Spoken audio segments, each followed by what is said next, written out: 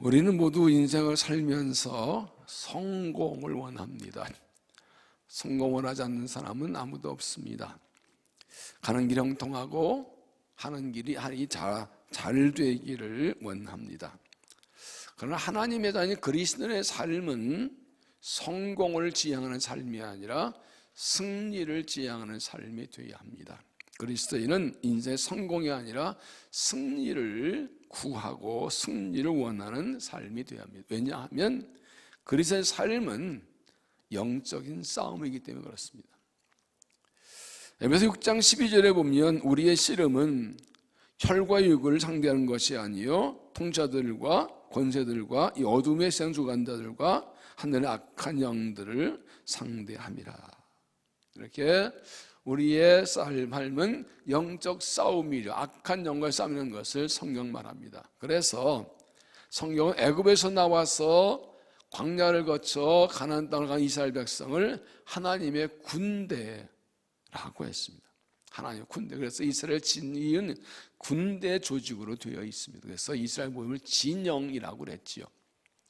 또 신약 성경에서도 그리스도를 그리스도의 군사라고 부릅니다. 디모데 2장 3절에 너는 그리스도 예수의 좋은 병사로 나온 권한을 받으라. 우리 그리스도가 우리의 대장, 우리는 그 그리스도 군대의 군인이라고 말합니다. 사도 바울도 디모데후서 7절에서 내가 선한 싸움을 싸웠다 이렇게 말하고 있습니다. 가나안 백성의 삶은 영적 전쟁입니다. 우리의 대적이 우리를 공격하고 위협합니다. 특별히 인생의 고난과 문제가 있을 때 그 틈을 타서 우리를 넘어뜨리려고 공격합니다. 영적 전쟁이라는 책에서 이렇게 말합니다. 영적 전쟁은 개성이나 은사, 소명, 배경과는 아무 관계가 없다. 우리가 그리스도인이 되기로 했을 때 자동적으로 전쟁에 돌입한 것이다. 이것은 선택사항이 아니다 라고 말했습니다. 한 나라가 다른 나라와 전쟁하게 되면 그 나라 국민은 선택이 없이 자동적으로 전쟁에 참여하는 겁니다. 지금 러시아가 우크라이나를 공격하고 있는데 우크라이나 국민들은 자기의 의사와 관계없이 이미 전쟁하는 겁니다. 마찬가지로 우리가 하나님 나라 백성이 되는 날부터 영적 전쟁, 우리의 대적 마귀가 하나님 백성을 대적하고 하나님 나라를 대적하기 때문에 이미 예수 믿는 순간부터 악한 세력과 영적 전쟁이 시작된 겁니다. 그때부터 예수 믿는 날부터 악한 마귀는 우리를 공격하기 시작한 것입니다. 더 중요한 것은 이 영적 싸움에서 반드시 이겨야 한다는 것입니다. 영적 싸움에 패배하면 믿음을 지키지 못하고 주신 복을 잃어버리고 하나도 이루지 못하고 하나님을 세우지 못하고 영광을 가리게 됩니다.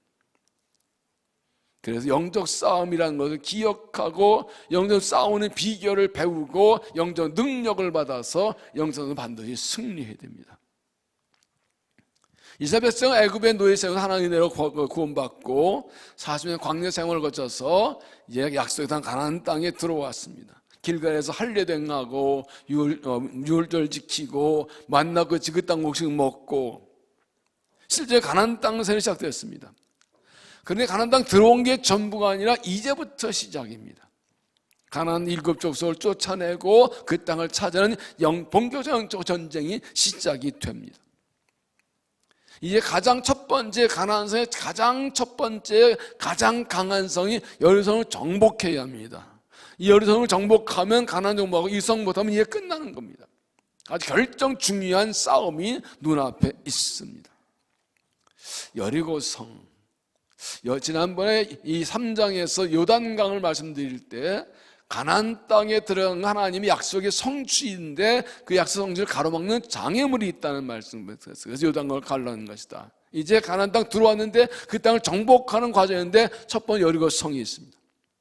이처럼 이스라엘 백성이 광야에서 벗어나 가나안 땅 들어와서 그 땅 들어갔을 때 그 땅을 정복하는 데 있어 이러는 것처럼 하나님 약속을 받고 축복이 이루어질 때 우리 앞을 가로막는 장애물 같은 여리고성 같은 장애물이 우리 있습니다. 사탄은 우리가 하나님의 약속을 받지 못하게 하고 하나님의 주복을 받지 못하게 하려고 수없이 우리를 유혹하고 공격합니다. 우리에게도 여리고성이 있습니다. 가나안 땅을 정복하려면 반드시 여리고를 정복했듯이 약속 복을 내 것 되게 하려면 반드시 정복해야 여리고성이 있습니다. 우리의 믿음이 가로막는 여리고성이 있습니다. 우리의 가정에도 여리고성이 있습니다. 우리의 삶에도 여리고성이 있습니다. 내 마음에도 여리고성이 있습니다. 우리 신앙에도 여리고성이 있습니다. 때로는 내가 여리고성이기도 합니다. 어떻게 여리고성을 무너뜨려 정복하고 약속하신 그 복을 받을 수 있고 영적으로 승리하는 삶을 살 수 있을까 하는 것을 이번 주와 그 다음 시간에 두 번에서 6장 말씀 나누려고 합니다. 먼저 승리를 위해서 우리가 알아야 할 것이 있습니다. 승리 알아야 할 것이 있습니다. 좀 설명해 이 세 가지를 알고 가야 승리할 수 있어요. 첫째는 현실은 달라지지 않았다. 현실은 달라지지 않았다. 40년 전에 12명의 정탐꾼이 가나안 땅에 들어왔을 때나 40년에 들어왔으나 여리고성이 있는 건 똑같습니다. 그 가나안 족속이 강한 것은 똑같습니다. 그 가나안 족속 싸우는 건 똑같습니다. 40년이나 지금이나 그때 현실이 똑같다는 것처럼 우리의 현실도 그렇습니다. 우리의 인생 현실, 영적 현실은 세월이 흘러도 다르지 않습니다. 50년 전에 우리의 믿음의 선조들의 현실이나 우리 현실 영적 싸움의 것은 똑같습니다. 100년 전 우리 믿음의 선조 현실은 똑같습니다. 인생을 오래 살아도 삶에 문제가 있다는 것은 변하지 않습니다. 하나님 자녀가 되어도 현실은 달라지지 않습니다. 예수를 믿고 신앙생활을 오래 해도 현실은 달라지지 않습니다. 기도를 많이 한다고 현실이 달라지지 않습니다. 성경을 백도한다고 삶이 갑자기 달라지지 않습니다. 놀라운 은혜로 성령 충만 받아도 삶의 현실은 여전히 환난과 시험과 공유 위험한 건 똑같습니다. 이걸 기억해야 됩니다. 이걸 모르면 이렇게 기도 많이 했는데, 오래 믿었는데, 봉사 많이 했는데 하고 실망하게 됩니다. 그러나 기억하십시오. 삶의 현실은 달라지지 않습니다. 중요한 것은 현실이 아니라 어떻게 이기냐이죠. 두 번째, 더 중요한 것은 하나님도 변하지 않으신다. 이게 더 중요합니다. 가나안 땅 들어왔는데 그들 앞에 가나안 여리고성이 있었고 그 땅을 차지하기 위해서 싸우는 현실이 변하지 않았습니다. 그러나 중요한 것은 하나님이 그때 하나님과 또 변하지 않았습니다. 그 하나님께서는 400년 전에 이스라엘이 애굽에 들어갈 때 그때 하나님이셨고 400년 전에 애굽에서 나올 때도 하나님이셨고 광야 삶을 걸을 때도 하나님이셨고 가나안 땅 들어올 때 하나님이셨고 지금도 그때 하나님이십니다. 하나님은 예수 그리스도는 어제나 오늘도 동일하신 것처럼 하나님은 어제나 오늘 내일이나 영원히 우리 하나님이십니다. 어제도 계셨고 지금도 계시고 장차도 계실. 믿습니까? 이게 신앙의 기본이에요. 우리의 사탄의 공격 항상 이거 공격합니다. 하나님 네 하나님 맞아. 한쪽으로 너 하나님 딸 맞아. 한쪽으로 하나님 네 하나님 맞아. 맞습니다. 왜요? 하나님 변하지 않으시니까. 여러분, 이스라엘이 광야 40년을 걸어서 가나안 땅에 들어왔다는 것은 하나님의 은혜로 살았다는 것이고 하나님 동행했다는 것입니다. 강연 먹을 것도 없고 마실 물도 없고 길도 없는데 하나님께서 매일 만나러 먹이시고 단세성 먹이시고 며칠 먹이시고 부른 길로 인도하여서 하나님이 함께 계셨어요. 40년 한 번도 떠나신 적이 없어요. 그리고 여호수아가 들어올 때 여호수아 1장에서 내가 너를 떠나지 아니하고 버리지 아니하리라 말씀하셨습니다. 내가 모세와 함께 같이 너와 함께 있으리라 약속하셨습니다. 하나님이 변하지 않는다는 것은 은혜도 변하지 않는다는 뜻입니다. 하나님은 살아계신데 은혜가 왔다 갔다 하지 않는 것이라 언제나 똑같은 은혜를 주십니다. 그 하나님이 여전히 내 하나님이시고 나와 함께 하시니 하나님께서 변화없이 은혜에서 지금까지 살고 있는 앞으로도 살 것을 믿으시기 바랍니다. 세 번째는 그렇기 때문에 승리하는 방법도 다르지 않다. 승리하는 방법도 다르지 않다. 그 뒤에 광야 40년 동안 하나님 전적 신뢰와 의지하고 따라왔기, 하나님 인도를 따르기 때문에 살아왔습니다. 가나안 땅 들어올 때도 넘치고 요단강을 건널 방법 중에 하나님 말씀에 순종했더니 하나님이 갈로에서 그 요단강 걸어서 건너왔습니다. 그렇다면 가나안 땅을 정복하는 방법도 첫 성인 견고한 열성을 정복하는 방법도 다르지 않습니다. 하나님 말씀에 순종하면 됩니다. 하나님 방법을 하면 됩니다. 그들의 여리고성은 뒤에 말씀드렸지만 그들 정복성은 견고한 성입니다. 그들 40년 그들의 부모 세대가 그 경험하고 놀라 나갔다 떨어졌던 그런 성입니다. 그러나 하나님은 여전히 그대 하나님이시고 하나님 함께 하시고 그 땅 주신 약속은 여전히 유효합니다. 그러므로 하나님을 신뢰하고 의지하면 하나님 방법으로 승리하고 정복할 것입니다. 우리의 삶의 현실이 달라지지 않았고 영적 현실도 달라지지 않았습니다. 예수를 오래 믿으라도 문제 많은 건 똑같습니다.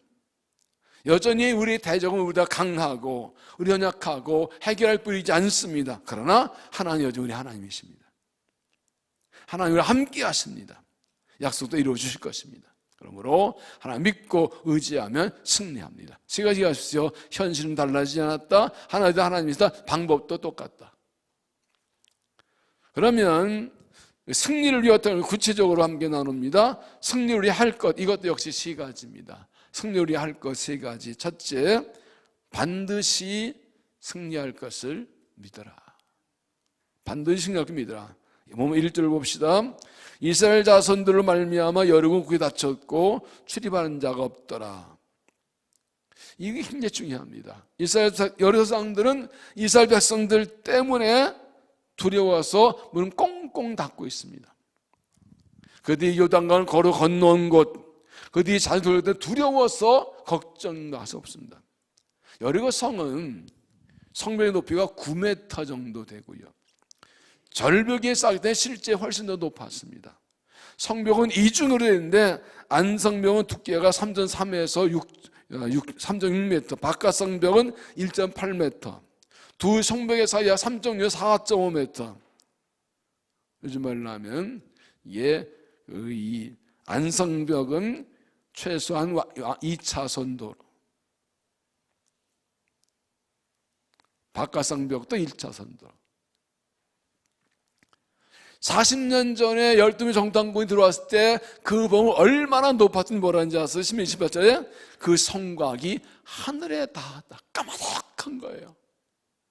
9m 높이의 성벽인데 절벽이었으니까 이건 천혜였어요. 한 번도 함락된 적이 없어요. 까마득합니다. 보니까 우리는 죽었다. 저건 안 되는 거야. 이 정도면 두려워하고 낙심할 상황입니다. 저건 안 되는 거야. 이거 뭐 불가능해. 그런데 오늘 말씀은 반대로 여러 사람들이 이스라엘 백성 때문에 두려워해서 문을 꽁꽁 닫고 숨어 있다고 그랬어요. 앞에 2장에서도 두 명의 정당이 기생라합의 집에 갔을 때 이렇게 말했죠. 2장 9절에 우리가 너희를 심히 두려워하고 이 땅 주민들이 다 너희 앞에서 간단히 동나니 이는 너희가 애굽에서 나올 때 여호와께서 너희 앞에서 홍해물을 말리게 하신 일과 너희 요단 저쪽에는 아모리 사람의 두 왕 시온과 오게 행하니 그들을 전멸시킨 우리가 들었음이나 우리가 듣자 곧 마음이 녹았고 너희 마음이야 사람이 정신이 일어나니. 소문 다 났어요. 40년 전 하나님께서 이스라엘 백성들을 애굽에서 건너내시고 홍해를 마르게 하신 것, 오면서 다 왕들을 쳐보신 거 다 듣고 이제 죽었다고 거꾸로 이 여리고 사람들이 벌벌벌 물고 간담이 서늘해졌다는 겁니다. 이건 전쟁 끝난 거 아니에요? 오늘 싸움은 기싸움이잖아요. 기 죽었으면 끝난 거지 뭐. 5장 1절에도 요단 서쪽의 아모리 사람의 모든 왕들과 해변의 가나안 사람의 모든 왕들이 여기 요단물을 이스라엘 자손 앞에서 말리시고 우리를 건너게 했으면 듣고 마음이 녹았고 이스라엘 자손들 정신이 잃었더라. 주위의 나라 사람들도 야 이스라엘 백성들이 이거 요단강을 걸어서 건넜대 죽었네 그리고 덜덜덜 떨고 있대요.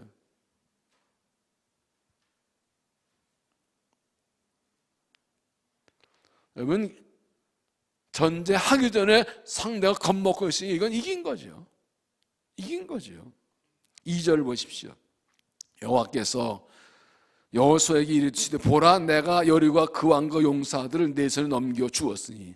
시작도 하나님께서 야 이겼어 니들 내가 다 넘겨줬어 하고 이 시작 때 하나님이 선언하십니다. 내가 여리고 성과 그 왕과 용사를 넘겨주었다. 왜 이렇게 하십니까? 가나안 땅 정은 하나님의 약속이에요. 하나님의 싸움이에요. 하나님의 약속이 이루어지기 때문에 하나님의 싸움이 이긴 거예요. 승리해야 되는 이겼다. 네가 이긴다 선언하였습니다. 할렐루야. 이깁니다. 무조건 하나님 백성이 이깁니다. 세상과 하나님 백성이 싸우면 100% 이깁니다. 하나님의 싸움이에요.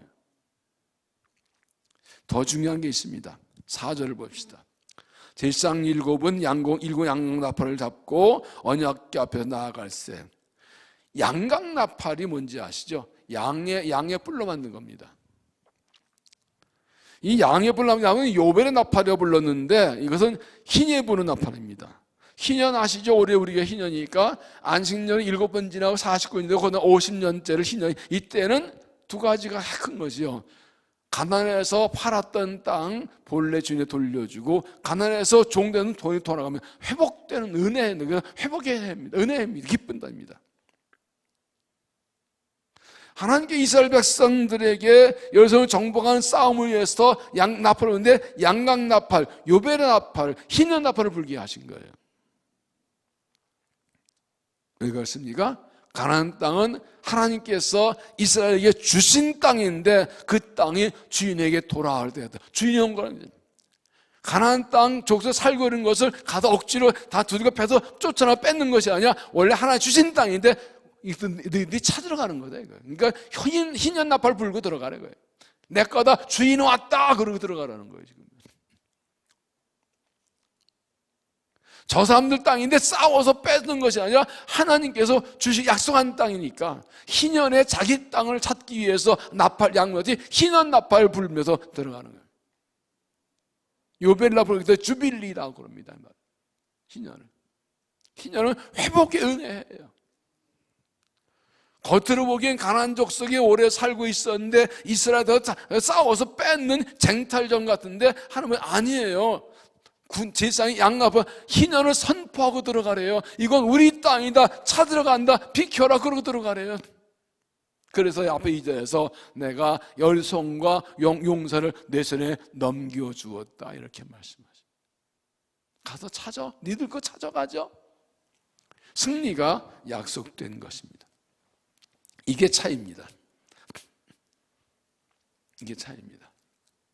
아까 시작 때 사람들은 인생에 성공이 원하지만 우리는 승리한다는 겁니다.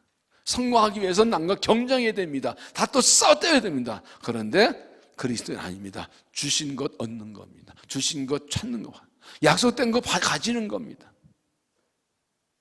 영적 정장이기 때문에 대적이 있지만 사실은 그냥 맞서 싸우는 거죠. 하나 주신 것 그들이 찾아오면 도로 찾으러 가는 겁니다.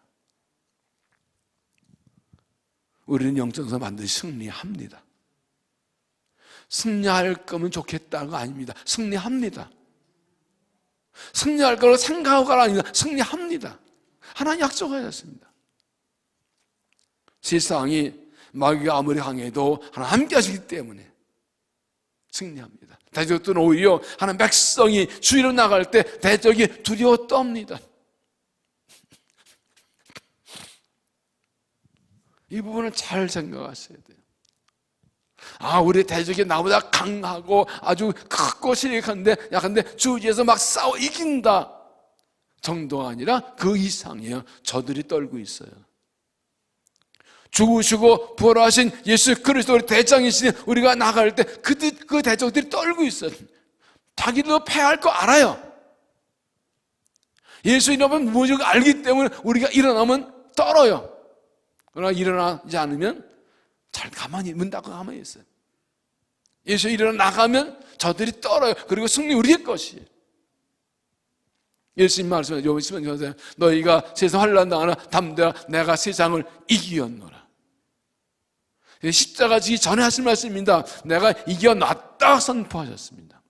너 이긴다가 아니라 이겼다 그랬어요. 과거형이에요. 그러므로 이미 이겼고 이거 믿고 양락 불고 담대히 나가서 승리하는 믿음이 되시길 바랍니다. 가장 첫 번째가 승리할 것은 믿어야 돼요. 이기면 좋겠어. 이기면 좋겠어가 아니야. 이깁니다. 이겨놓은 겁니다. 이게 작전이 다른 거예요. 이 마음 자세가. 두 번째는 하나님의 방법으로 싸우라. 하나님의 방법으로 싸우라. 3절 너희 모든 군사는 그 성을 둘러 성주위를 매일 한 번씩 돌되 여섯 동안을 그리하라. 제상 7은 양금양말 따봤고 언약궤에서 나아갈 것이요 7째 날은 그 성을 7번 돌며 그 제상은 나팔을 불 것이며 제사장들은 양을 앞으로 크게 길게 불어 그 나팔 소리가 너에게 들릴 때에는 백성은 다 큰 소리를 외쳐 부를 것이라. 그러면 성벽이 무너지느니 백성은 앞으로 올라가지는. 이게 전쟁 방법인가요? 아니 여리고 성이 이 높은 절벽이면 어떻게 밧줄을 던져서 할 것인지 옛날에는 그렇게 전쟁을 했어요.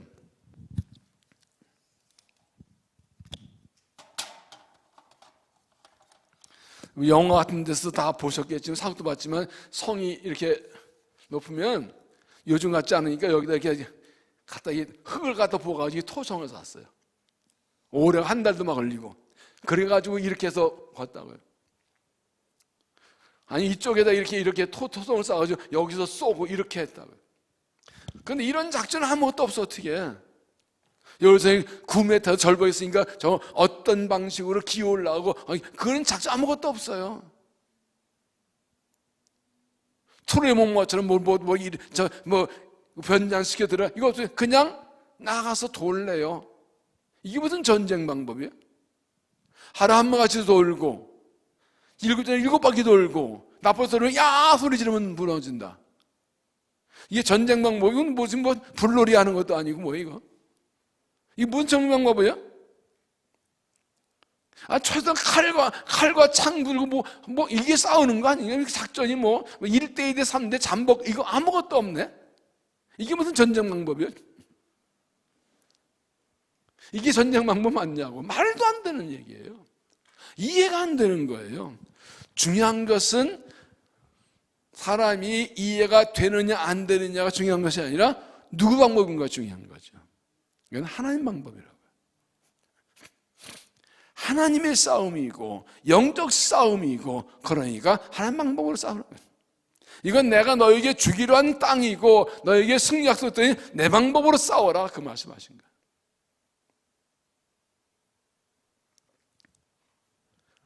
여기서 정복한 것은 그들의 전쟁, 하나님의 전쟁입니다. 가나안 정복은 히브리 가나안 싸움이 아니라 하나님 백성의 싸움이며 약속의 성취입니다. 그렇기 때문에 영적 전쟁에 하는 방법으로 싸우라는 것입니다. 영적 전쟁의 책에서 저자 진저먼 이렇게 말합니다. 그리스도인에게 주어진 싸움은 혈육이 대한 것이 아니다. 그것은 정사와 권세와 세상 주관자들과 하늘에 있는 악한 영들과 벌이는 전투이다. 우리의 믿음의 대상인 하나님은 성령의 권능으로 무수부지하시며 전능한 영적 존재이시다. 그러므로 이 싸움을 승리하기 우리가 들어야 할 무기는 물리적인 것이 아니라 영적인 것이어야 한다. 모든 일과 사건을 하나님의 일이다. 하나님의 이걸 보면 작전이 달라지는 거죠.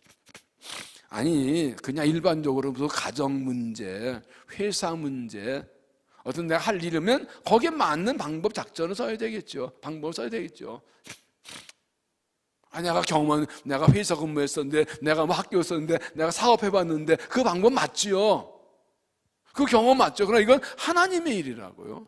영적 싸움 그걸 하는 방법으로 해야죠. 문제가 뭔가 아세요? 하나님의 일을 인간이 하는데 문제가 있는 거예요. 하나님의 일을 인간의 경험도 하는데 거기서 문제가 있는 거예요. 사람마다 각기 다른 직업, 다른 경험들을 가지고 있잖아요. 자기 방법이 있잖아요. 그런데 그걸 다 가지고 오면 자기 방법을 옳다고 싸우는 거예요. 내 경험에 내 방법이 이게 맞다고. 뭐가 빠졌어요? 하나님 일이라는 게 빠진 거예요. 영적 싸우는 게 빠진 거예요. 그런 아무리 좋은 방법도 통하지 않아요. 100번, 1000번 통해서 방법도 하나만 안 통하는 거예요. 영적 전쟁의 대상이 영적 존재이고 영적 차원이기 때문에 영적 방법으로 싸워야 된다는 거예요. 신앙생활은 하나님 믿는 이기 때문에 영적인 일입니다. 그러므로 세속적인 것이나 인간 방법으로는 결코 온전히 신앙생활할 수 없습니다. 하나님의 일은 영적인 일입니다. 하나님 나라 세우는 겁니다. 하나님의 뜻을 이루는 겁니다. 영광 이루는 겁니다. 주기도문에서 아버지 거룩하게 되시며 아버지 나라 오게 하시며 아버지 되는 것처럼 하나님의 이름을 거룩히 여기고 하나님 나라 세우고 하나님의 일은 영적인, 그러면 하나님 방법으로 해야 되는 겁니다. 하나님의 일을 세속적 방법과 인간 방법을 하려다가 실패하고 넘어지는 겁니다. 하나님의 일을 세속 방법으로 하면 반드시 실패하고 패배합니다. 여러분, 모든 일에는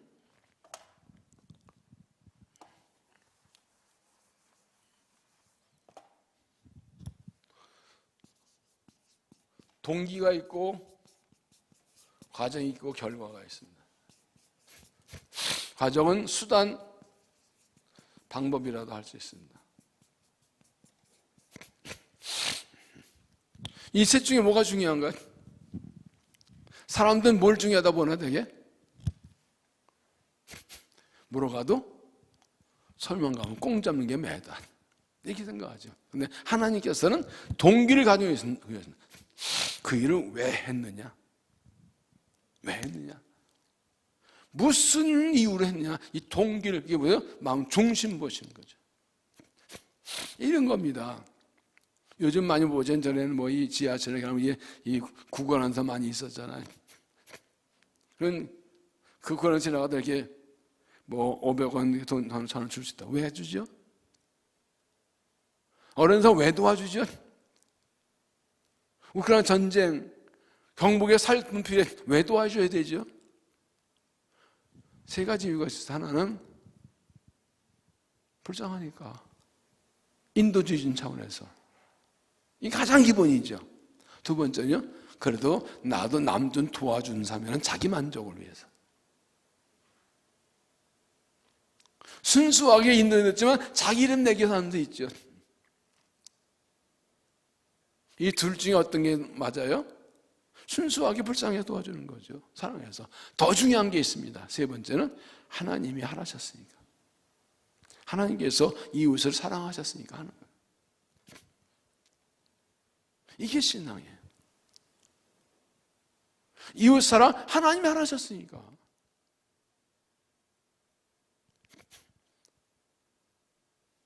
이게 최고의 동기예요. 그다음 중요한 것이 과정이죠. 방법.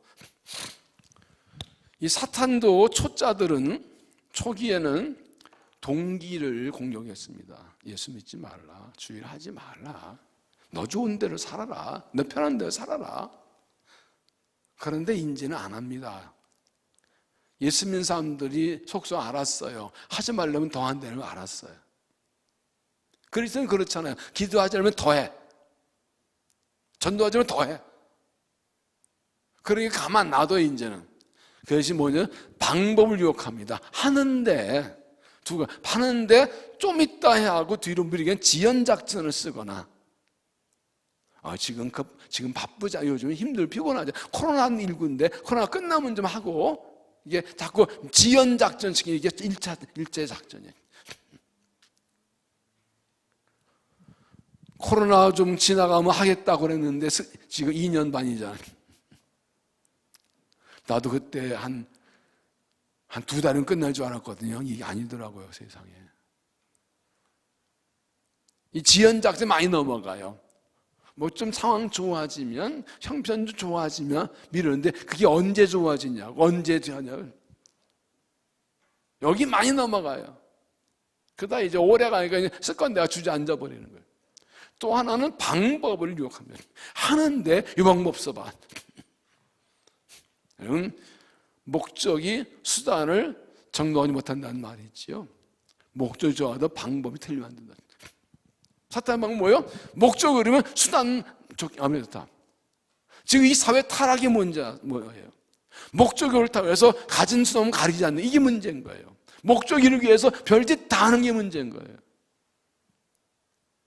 사람마다 자기 욕심을 이루기 위해서 별짓 다 해요. 수단 뭐 가리지 않아요. 여기서 다툼 싸움 나는 거잖아요. 목적을 이루면 좀 나쁜 짓도 괜찮다. 목적은 거짓말도 이게 이단이잖아요. 신천지는 모략이라는 교리가 있잖아요. 그게 거짓말이에요. 신천지라고 들켰는데 아니래 막. 아니라고 억울하다 펑펑 울어. 어느 교회에서는요 여자 전도사가 신천지. 담임 목사님 불러서 봤더니 막 날 펑펑 울어요 막. 그건 아니에요. 보기 진짜예요. 그게 눈물 연기까지예요. 모략이랑 교리 훈련돼가지고. 그 신천지 모략이 교리. 이게 이단들이에요. 이단만 그래요? 세상 사람들이 다 그래요. 심지어 교회에서도 주의하면서 그렇게 해요. 목적이 오르니까 뭐 대충 좀 하재. 여기도 죄를 짓습니다. 목적이 수단을 정당하지 못합니다. 목적을 이루면 방법도 오래됩니다. 그래서 신명기에 보면 개가 집은 것은 여호와께 예물로 가져오지 말라 그랬어요. 부정의 번도는 하나님께 욕이 된다 그랬어요.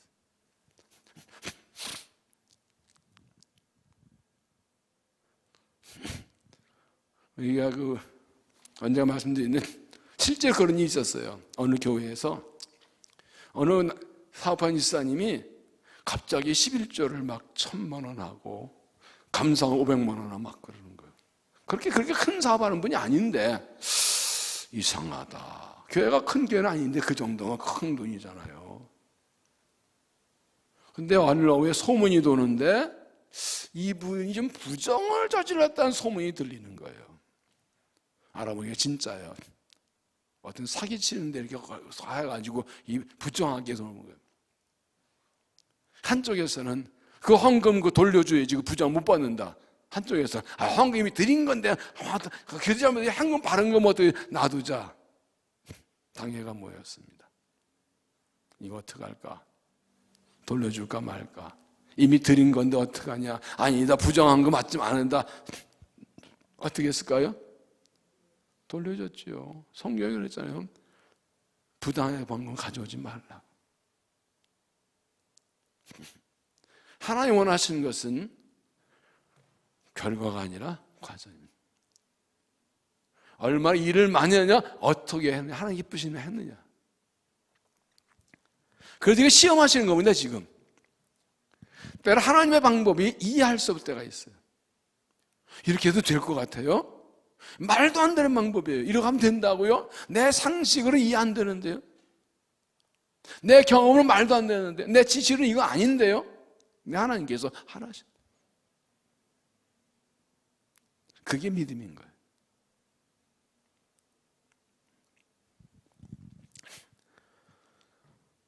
사탄은 우리에게 믿음의 길을 가지 말라, 죄를 하지 말라고는 안 합니다. 이제는 안 합니다. 방법을 바꾸라고 그러죠. 방법 바꿔서 범죄하게 만들죠.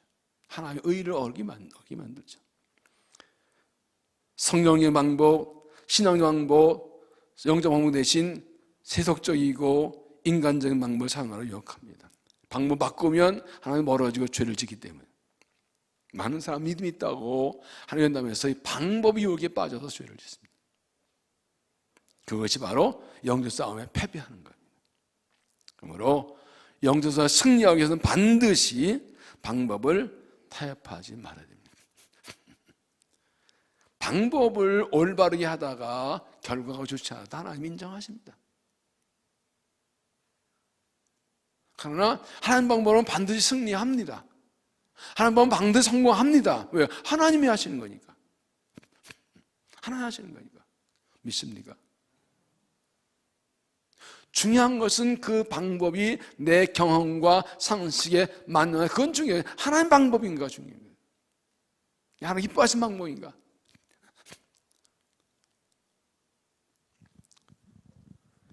전쟁 이기기 위해서는 지휘관의 전술 전략을 잘 따라야 됩니다. 여러분, 사단장이 또는 연대장이 지휘관과 참 모여서 작전 지도를 놓고 작전을 전략을 세웁니다. 그리고 이제 연대, 대대, 중대에도 이 작전 명령이 내려갑니다. 여러분 군대 갔다 오시면 하지만 사단 연대에 세운 작전 계획 전략을 말단 병사가 다 알려나 몰라요. 알려져 안 알려져요? 안 알려져. 그냥 앞으로 가 끝이에요. 1소대 왼쪽으로, 2소대 중앙으로, 3소대 왼쪽으로 뭐 몇 킬로 가도 그냥 지도 보고 위에 내린 대로 가면 되고, 위에서 다 사단장, 연단장 하고 있고 각 병사들은 그만 움직이는 거예요. 왜 그러겠냐? 모를 수도 있어요. 지휘관 알지만 병사는 몰라요. 그러다 가면 되는 거예요. 그 싸움의 결과에 책임은 누가 져요? 지휘관이 져요. 그러나 만약에 그 병사가 순종하지 않으면 그 병사가 책임지는 거예요.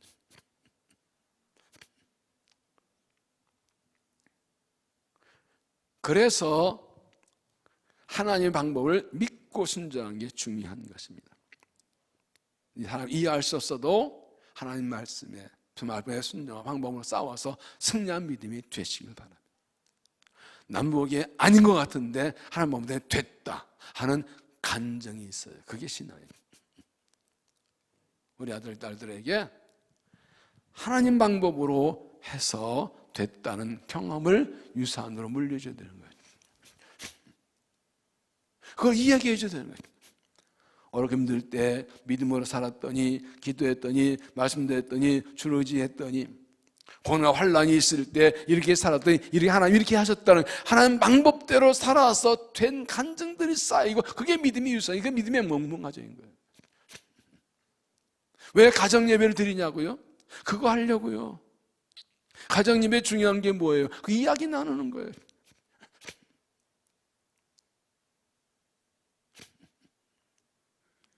야곱처럼 하나님과 씨름해서 승리한 경험이 있나요?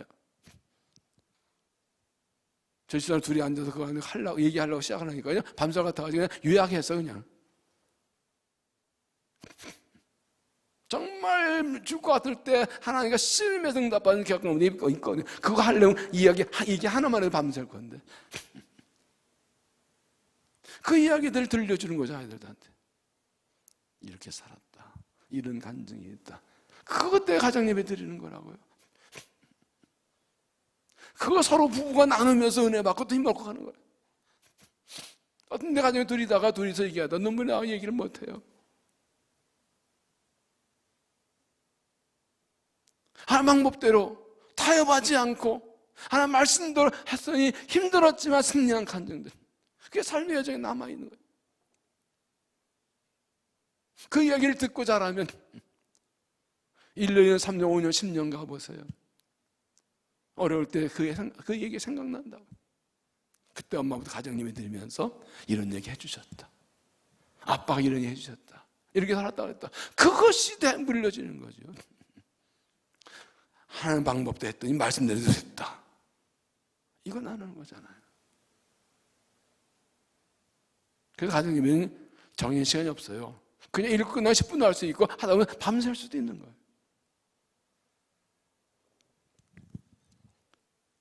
하나님 영적 전쟁은 하나님 방법을 하는 겁니다. 그것을 순종해서 경험하고 그것을 물려주고 자손대대로 하나님 방법으로 승리한 믿음이 되시기를 바랍니다. 세 번째는 하나님께 단순하게 순종하라.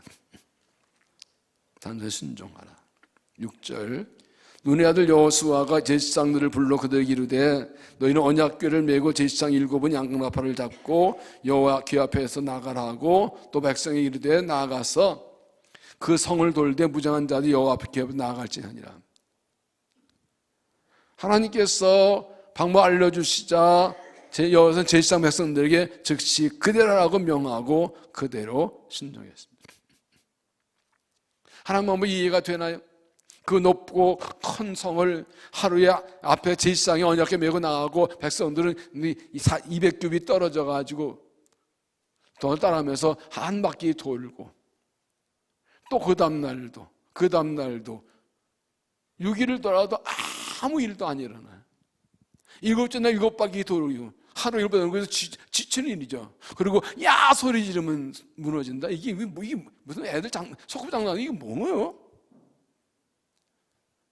이해되든 안 되든 하나님 말씀이면 순종하라.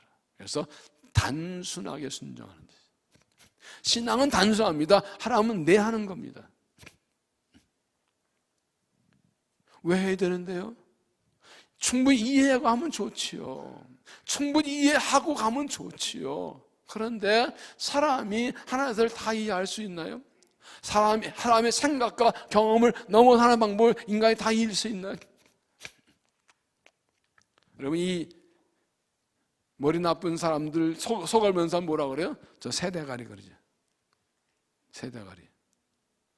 제가 좀 고상한데 대가리 쓴 줄 안 쓰는 새머리 그럴까? 조두 그럴까? 왜 새대가리예요? 새는 뇌가 요만해요. 들은 게 없어요. 그러니까 뭐 들은 게 있냐 이거예요. 그런데 인간 보기에서 속을 버는 거 새대가리라고 그러는데 하나님 보시기에 인간 어떨까요? 아무것도 아니죠. 그 하나님의 위대하신 강대 하나님의 높은 섭리와 뜻과 방법을 아무리 설명해줘도 이해 못해요. 그거 다시 보려면 머리 터져 죽어요. 그래서 하나님 하신 말씀은 말씀하시지만 마지막으로 행하라. 끝이에요. 이 말은 뭐예요? 내가 말하는 대로 하면 결과는 내가 창인다 그 말이죠. 순종은 그런 거예요. 하나님 말씀하실 때 내가 할까 말까 고민하다 하기로 결정했으면 그건 내가 결정한 거예요.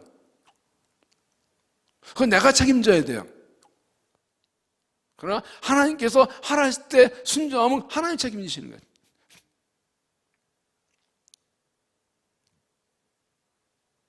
하나님 원하시는 겁니다. 내가 완벽하게 준비하고 해놨으니 너는 그대로 하라. 그러면 내가 일한다 그 말이죠.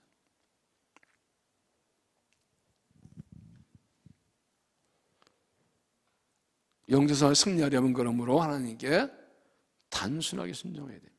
이해가 되든 말든 내 사리에 맞든 안 맞든 하나님은 전능한 하나님이시니까 전지전능하시니까 전지한다는 뭐예요? 모든 걸 다 하신다는 거예요. 전능은 모든 걸 다 하신다는 거예요.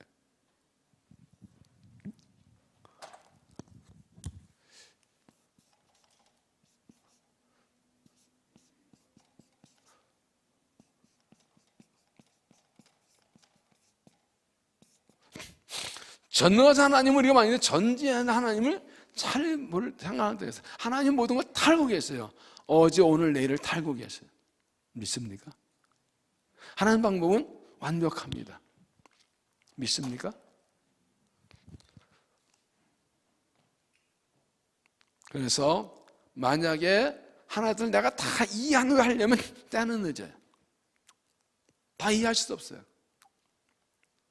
하나님 정하신 때가 있는데 그걸 내가 다 이해하려고 자꾸 따지다가 하나님의 때를 놓칠 때도 있어요. 이미 지나갔어요. 남들은 다 하고 갔어요.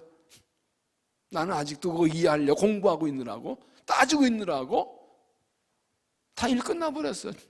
문 닫혔어요.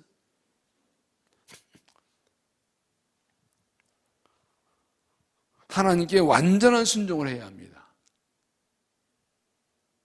하나님 백성에게 여리고성을 7일 동안 도는데 7째 날에는 7바퀴 돌라고 했습니다. 7, 7, 7.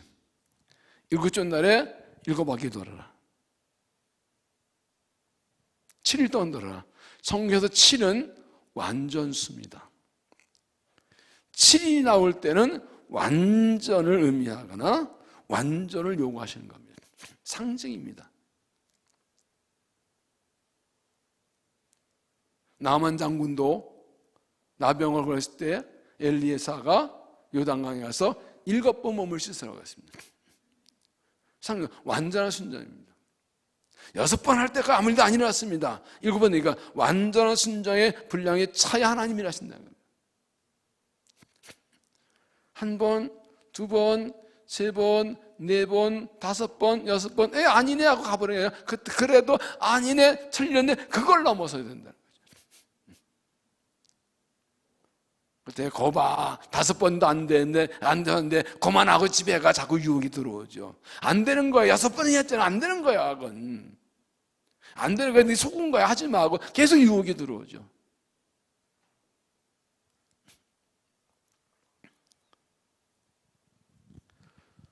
가장 중요한 건 겁니다. 하나님께 순종할 수 있으려면 하나님을 신뢰해야 됩니다.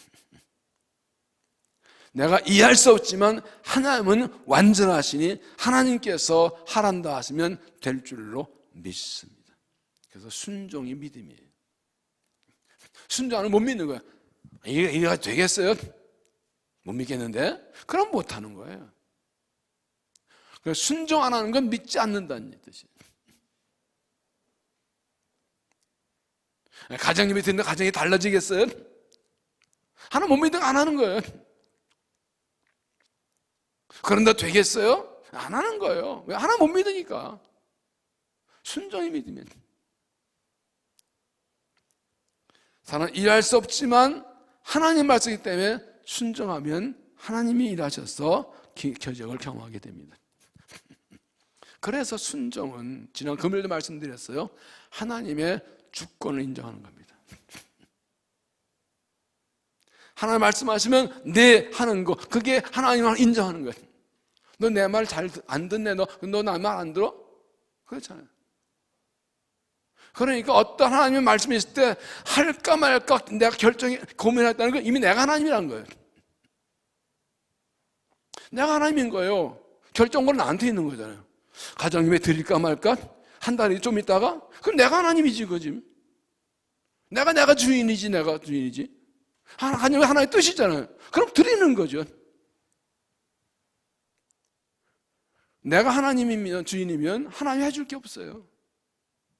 네가 알아서 해. 그럼 네가 네 인생 그럼 네가 책임져. 그럼 내가 책임지려고 하라 그런 거잖아. 순종은 하나님의 주권을 인정하는 겁니다. 순종으로 하나님이 하나님이시면 내가 고백하고 보여드리는 겁니다. 결정권이 하나님께 있는 겁니다. 순종.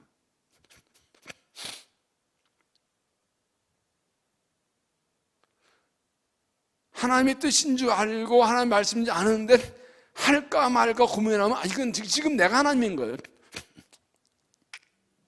내가 결정하는 거예요. 내가 하나님인 거예요, 지금. 그 하나님이 하실 일이 없어요. 믿음의 완성은 순종이에요. 하나님 순종을 시험하세요. 그러니까 비유하면은 하나님께 주실 축복이 있어서 하나님께서 명령하신 게 많이 있는데 내가 밀어놓고 있어서 이루지 않은 것들이 쌓여 있다고 지금. 순종하면 될 건데 아직 안 하고 있어서 밀리는 것들이 많이 있을 거라고.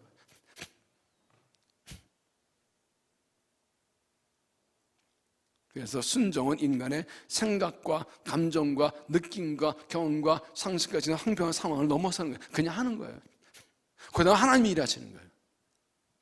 왜 순종이 중요하냐? 순종은 하나님이 일하시게 하는 거예요. 그러니까 하나님께서 순종하지 않으면 하나님이 일하지 못하게 내가 가로막고 있는 거지. 하나님 일하시려고 이렇게 하라고 하는데 그들 안 하면 하나님 하실 게 없잖아요.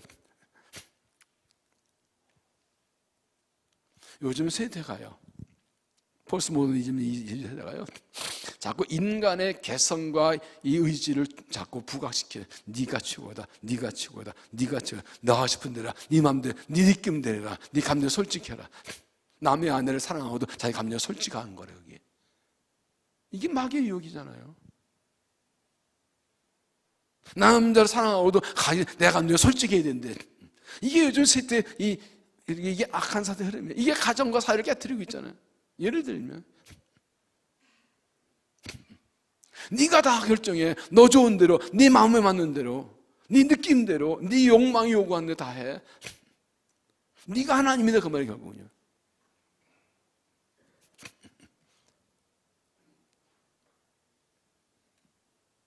이 순종이라는 단어 하나 가지고 존 비비어의 순종이라는 책에 보면 하나님께 순종하려면 미혹이 들어온다 그랬어요. 순종하려면 미혹의 문이 열린다 그랬어요. 내가 순종하지 않을 끝나면 내가 불순종한 수 그때 미혹의 문이 열리는 거라. 그때 모든 죄의 유혹이 다 들어 나한테. 죄에 대한 문을 열어주는 거예요. 미혹의 문을. 이게 불순종이.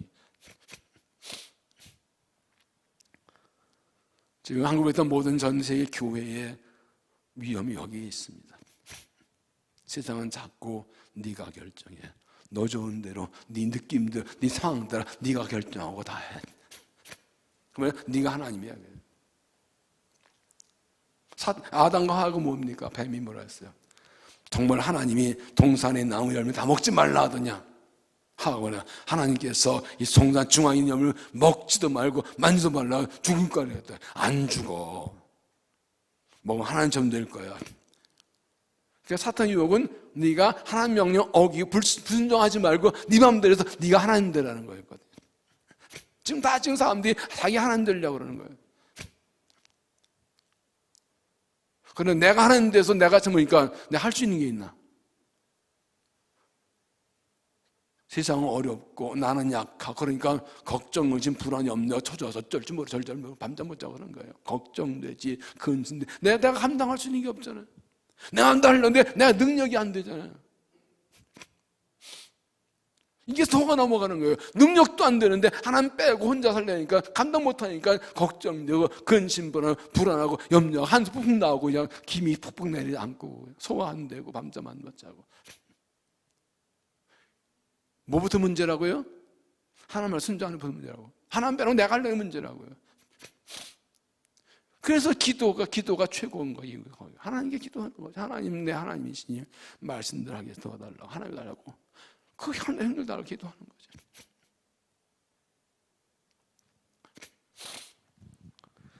그래서 하나님께 순종하는 것은 하나님을 믿기 때문입니다. 믿음으로 순종합니다. 하나님이 하나님이심을 믿는 것을 순종으로 보이는 겁니다. 하나님을 신뢰할 때 순종이 되는 겁니다. 하나님 순종하는 거 못 믿겠다는 거. 하나님 그렇게 하면 되겠어요? 나 못 믿겠어요. 순종 못하는 거예요. 그렇게 한다고 되겠어요? 기도한다고 되겠어요? 말씀 읽는다고 되겠어요? 못 믿으니까 안 하는 거예요. 그냥 말 안 해도 나 믿음 없다고 광고하는 거 불순종이. 믿음 없다고 광고하는 거야 지금 안 하는 게. 여기 하나님이 하실 일 없으니까 능력이 안 나타나죠. 교회는 다니는데 사는 거 안 믿는 사람과 똑같아요. 아무 하나의 능력과 은혜가 없어요. 그래서 순종은 영적 싸움입니다. 순종 못하게 펠류 공개 다 들어와요. 그래서 순종이 쉽지가 않아요. 싸워 이기 물리치고 나가야 되거든요. 그러나 순종하면 기적이 일어납니다. 기적이라는 말을 못 들어서 아멘을 못 하는구나. 써놓고 불러야겠다. 눈으로 봐야지 아멘을 하지 뭐.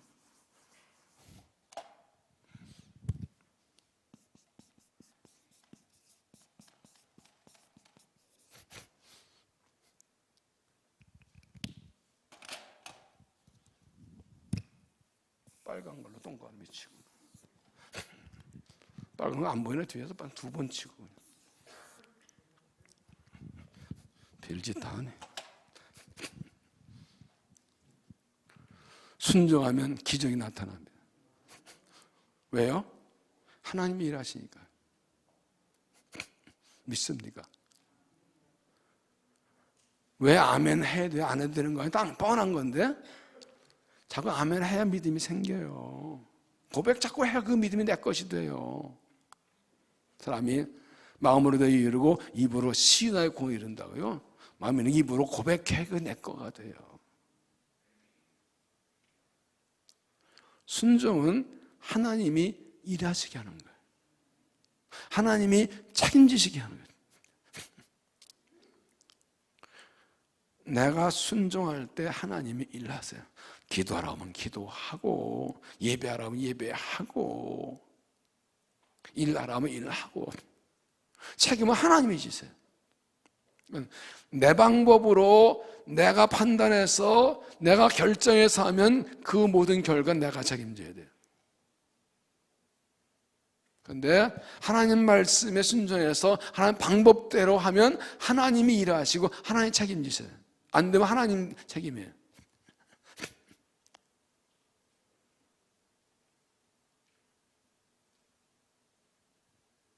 그래서 순종은 하나님이 일하시는 겁니다. 고린도 1장 25절 이렇게 말씀합니다. 하나의 어리석음이 사람보다 지혜롭고 하나의 약하심이 사람보다 강하니라. 하나님이 아무리 어리석어 사람보다 훨씬 지혜로워요. 비교하는 자체가 말도 안 되는 소리예요. 하나님이 약하심이 사람보다 훨씬 강해요. 비교가 말도 안 돼. 어느 교회 가니까 이렇게 써 있는 거 봤는데 난 기분이 나쁘더라고.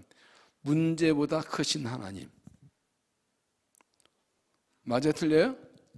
맞는데 기분은 안 좋아. 어디 감히 문제를 하나님에게 비교해. 하나님 전능하시고 황대우대. 어디 하나님 문제를 감히 비교를. 난 그건 기분 안 좋더라고. 그 말이 은혜가 되긴 해요. 내가 당한 문제가 아무리 커도 하나님은 그보다 훨씬 더 크시니까. 할렐루야. 하나님 그 문제가 아니에요. 그런데 나는 그 비유 자체도 기분 나빠. 어디 하나님 감히 걷다 비교해. 그 심지어 이해가 되시나요? 이해가 되세요? 이게? 어디 하나님을 문제에다가 비교하라고 그래? 전능하신 하나님을. 잠언 3장 5절 너는 마음을 다하여 여호와를 신뢰하고 내 명철을 의지하지 말라. 너는 범사에 그를 인정하라. 그래야면 내 길을 지도하시리라. 마음을 다하여 여호와를 의지하고 내 지혜에 의지하지 말아라. 범사에 그를 인정하라. 모든 게 그를 하나님으로 인정하라. 내 모든 삶의 일마다 하나님의 주인심을 인정하라. 그러면 내 길을 인도해 줄 것이다. 하나님 믿는다는 하나님 인정하는 거. 하나님 나의 하나님이십니다. 하나님이십니다. 하나님이 말씀하시면 하나님 방법이면 하나님이 하나님이신 줄 알고 단순하게 순종해서 영전쟁 승리하는 믿음이 되시기를 바랍니다. 그리스도의 삶은 영적 전쟁입니다. 하나님 백성 욥하고 공격한 세력과의 싸움입니다. 이스라엘이 가나안 땅에 약속 땅에 들어왔지만 그래도 견고한 여리고성이 있었던 가난성이 있었던 것처럼 우리 앞에도 세상과 죄와 마귀와 싸움이 있습니다. 저 앞에서는 그날까지 영적 전쟁입니다. 이 영적은 승리해야 복을 받고 믿음을 지킬 수가 있습니다. 사람마다 문을부터 여리고성이 있습니다. 믿음이 자라고 가까이 가려는데 가로막는 일들이 있습니다. 가나안 땅의 복을 받으려는데 가로막는 여리고성들이 있습니다. 마귀가 먼저 알고 방해하는 것도 있고 내가 알면서도 그냥 가지고 있는 것도 있습니다. 가정에도 여리고가 있고 내 영혼에도 여리고가 있고 삶의 여리고가 있습니다. 무엇이 나의 여리고인가요? 무엇이 내 앞길을 가로막고 있나요? 우리 교회가 가나안 땅을 이루고 약속하는데 우리 교회의 여리고성은 무엇인가요? 무엇이 무너져 교회가 부흥하겠나요? 성전 건축할 때부터 부흥을 달라고 신봉을 달라고 우리가 몇 년째 기도하고 있는데 부흥을 달라고 간절히 기도하고 있는데 어떤 여리고성 무너져야 교회가 부흥할까요? 내 가정의 가나안을 이루기 위해서는 무엇을 무너뜨릴까요? 무엇이 가정의 가나안을 가로막는 여리고성인가요? 내가 아무리 해서 무서울 수 없는 그 여리고성 어떻게 무너뜨리고 정복할까요? 하나님께 원하신 것은 하나님을 전적으로 신뢰하고 순종하는 겁니다. 현실은 달라가는 것이 없고 나는 약하지만 하나님 나의 하나님이시고 그러므로 하나님께 순종하면 승리하게 하십니다. 정리합시다. 영적으로 승리하게 알아야 할 것 세 가지 무엇입니까? 첫째, 현실은 달라지지 않았다. 얘네 지금이나 이 신앙적인 역대 싸움입니다. 둘째, 하나님 우리 하나님이시다. 세상이 변해도 하나님은 은혜 하나님이십니다. 셋째, 승리 방법도 다르지 않습니다. 하나님께 순종하고 하나 신뢰한 것이 승리한 방법입니다. 영적인 승리 어떻게 할까요? 반드시 저를 믿으십시오. 반드시 승리합니다. 반드시 승리합니다. 하나님이 승리하시니 나도 승리합니다. 확신을 믿으십시오. 우리 대적은 하나님 때문에 겁을 먹고 있으니 승리 약속에 승리합니다. 둘째, 하나님 방법으로 싸우십시오. 신앙생활은 하나님 방법으로, 하나님 일도 하나님 방법입니다. 인간 방법으로 아니 됩니다. 영적 방법으로, 하나님 방법으로 구하고 그 방법으로 하십시오. 하나님께 단순히 순종하십시오. 하나님 믿고 하나님께 단순하게 순종하십시오. 이해되든 말든 하나님 말씀하시면 그냥 하십시오. 언제부터요? 언제부터요? 지금부터요? 오늘부터요? 미루지 마십시오. 미룰 만큼 손해입니다. 하나님께서 은혜를 주시고 약속하셨지만 순종을 통해서 주십니다. 하나님은 일하려고 복 주시려고 다 준비하고 계시는데 순종을 기다리십니다. 지금 말씀을 들으면서 그거 내가 순종했지, 성령을 깨닫게 하신 거 꼭 잡으십시오. 오늘부터 당장 순종하십시오. 하나님은 내가 순종할 때부터 일하십니다. 순종할 때부터 하나님 일하기 시작하십니다. 이사벳 성내 하나님 말씀을 따라서 요단을 건너갈 때 여기 제장들이 언약궤를 메고 와서 요단 앞에 와서 발을 가늘까 늘까 말까 그러면 못 건너가는 거예요. 푹 집어넣어 건너가는 거예요. 발을 집어넣기 전까지 안 갈라지는 거예요. 하나님께서는 지금 다 하고 계십니다. 뭘 기다리세요? 내 순종을 기다리세요. 그러면 하나 일하십니다. 미루지 마십시오. 여유가 있으면 미루시고 막 급한 곳에 한 3년쯤 있다가 복받지 그러면 3년 동안 순종하지 마세요. 지금 때가 급합니다. 때가 급합니다. 상황이 심각합니다. 즉시 순종하셔야 됩니다. 우리들은 마귀가 나보다 강하고 세상은 강하고 현실은 어려워도 하나님이 문제가 안 됩니다.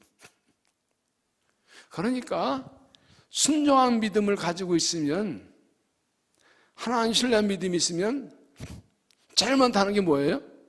염려가 없어져요. 염려가 없어져요. 그냥 되지는 않죠. 기도해야지. 빌립보 4장 6절에 김중요합니다. 아무것도 염려하지 말고 오직 모든 일에 기도와 간구로 너희 구할 것을 감사만 한 게 아니라 그러면 모든 지혜에 따른 평강이 그 세상에서 왕성을 지키시리라. 걱정문제 때 하나님께서 평강주대까지 끝까지 매달려 감사로 기도하면 평강을 주십니다. 그럼 하나님 일하시는 겁니다. 우리 앞에 여리고성은 있습니다. 여리고성은 그러나 반드시 정복합니다. 하나님 약속입니다.